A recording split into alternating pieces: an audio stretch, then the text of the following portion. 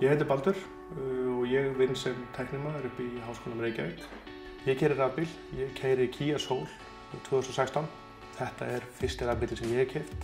Mér finnst í rauninni einhvern veginn svolítið rafbíll vera rúmlega framtíðin einhvern veginn.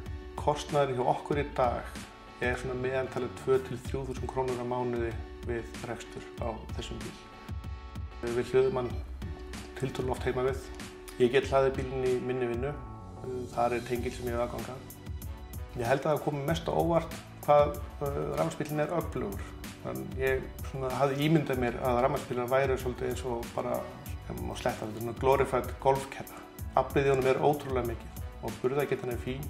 Þannig að það komið svolítið á óvart hversu öflugur þessi rafmagnsbíll getur verið. Fyrstu sinn það var svolítið erfitt fyrir okkur að komast út á land í rauninni. Það var svo sem þetta byggði svolítið á því að maður kemur upp í borgarnes og svo var kannski spurning hvað maður færi mikið lengra til það. Og það var eitt af því sem við gerðum, við teiknuðum upp svolítið þetta net af hraðhleðslustöðum hvar við gætum mögulega komist í hleðslu ef eitthvað væri. Nú er búið enn farnir að geta þetta net alveg mikið. Innan höfuðborgarsvæðisins eru ansi margar og mjög gott aðgengi að þeim.